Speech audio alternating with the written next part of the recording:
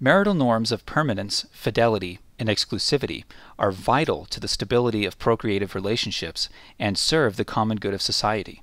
In the argument from crucial distinction, we argue that these norms are deeply connected to the potential for a man and woman to form a reproductive unit, and to the children such unions create. We further argued that the revisionist view of marriage, that is, the view that marriage is primarily about mutual fulfillment or companionship between adults, does not explain why these norms should be expectations of married people rather than matters of personal preference. Here, we argue that this is precisely why formalizing same-sex marriage will, in the long run, ultimately erode these norms altogether.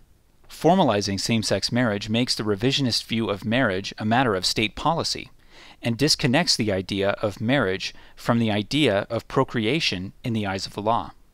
Just as societal belief systems inform law, laws also inform and shape public conscience, and changes to social policy can have cascading consequences in terms of what the public believes to be right and good about marriage.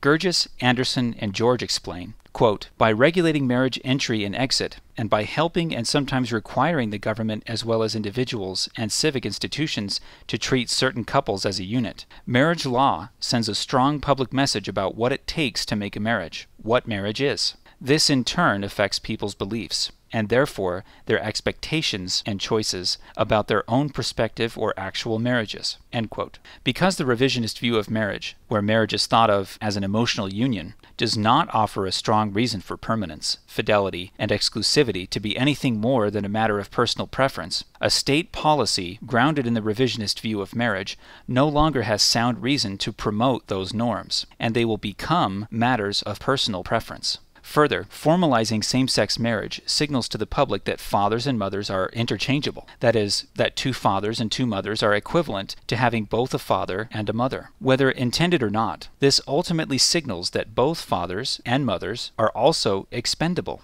If public policy treats both fatherhood and motherhood as expendable goods in the lives of children, this will weaken the public expectation that both fathers and mothers stick with the family and remain present in the lives of their children. The idea that fathers are fundamentally needed by their children and their mother promotes marital fidelity and permanence. But if we buy into the idea that parental gender is interchangeable, it will be hard to avoid the idea that parents themselves are interchangeable. In this way, Gurgis, Anderson, and George explain, quote, "Redefining civil marriage might make it more socially acceptable for fathers to leave their families, for unmarried parents to put off firmer public commitment, or for children to be created for a household without a father or a mother." End quote. Marriage norms are part of a larger social ecosystem, and changing legal norms, even in small ways, can have an enormous impact on the ecosystem of norms as a whole. This argument does not claim that the behavior of same-sex couples will destroy marriage. What will unravel vital marriage norms has nothing to do with what same-sex couples do or don't do in their relationships. Rather, it has everything to do with how the rest of us understand the institution of marriage and its purposes, and adopting the revisionist view of marriage as state policy will impact that in tremendous ways. While many living in the present generation may continue to live out some of these marital norms, since our social conscience was shaped in an age where they were still intuitively embraced by most people,